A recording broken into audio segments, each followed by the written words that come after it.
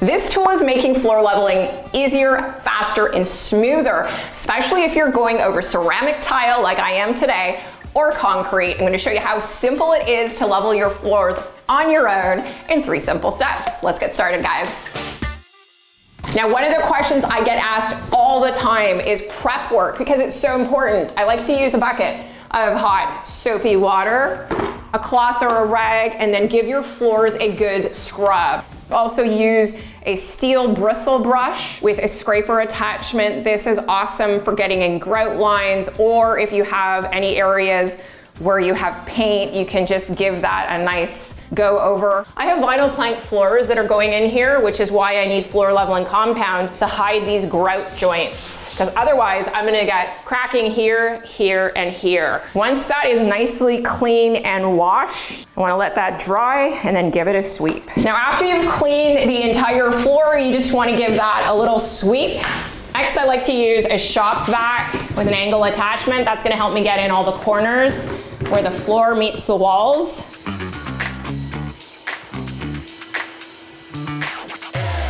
So the spray foam I'm using is one that's formulated for windows and doors. I wanna take it and use it around the perimeter where the edge meets the wall. So key when you're doing this is you want to make sure your spray foam is ahead of your drywall. I'm looking for about 1/4 of an inch ahead of my drywall, because that floor leveling compound, you don't want it to touch your wall. There has to be an expansion gap and a separation there. So this is just going to prevent all of the floor leveling compound from spilling over into other rooms of your house. You don't want that to happen. If you miss a spot, just go back over, not a big deal. Okay, so starting in the corner of my wall, I'm pushing in a sill gasket. This is just an extra layer of defense, and you can put a little dab there. Always better if your glue is lower than your baseboard that's going in, and then just push it along. So at this point, you want to go around your room where the floor meets the wall, and I'm just applying some silicone to give it a nice waterproof seal to keep all of that compound in like a reservoir.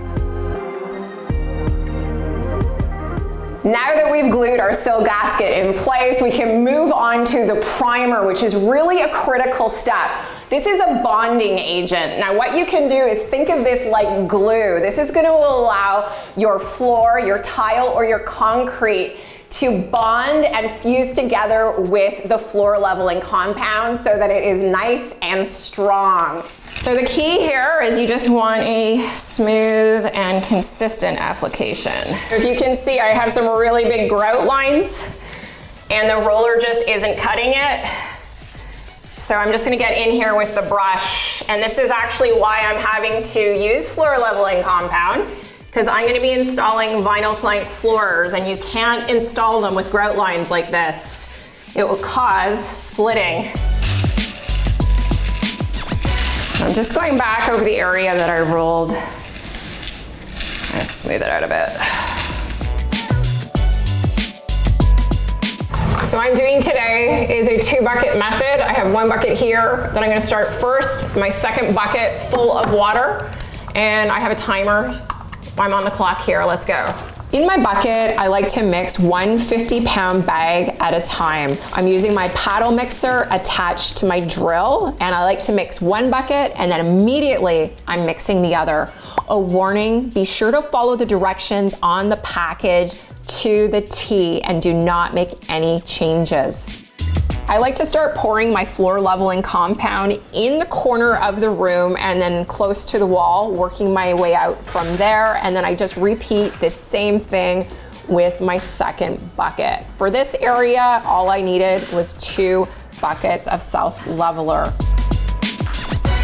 Now, by far the best tool for leveling floors that I have ever used is this right here. It is a spiked roller. Now, this tool is designed to help make your floor leveling compound sit smoother and flatter.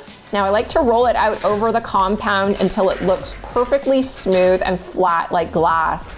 It also helps to get rid of those pesky little air bubbles, and if you're doing a really large area, this will help to create one smooth, flat surface. Now, full disclosure, My trowel was on standby off to the corner, but as you can see, I didn't even need it.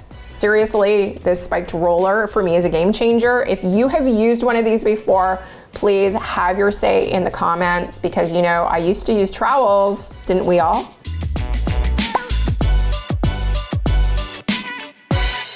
And there we have it, like butter.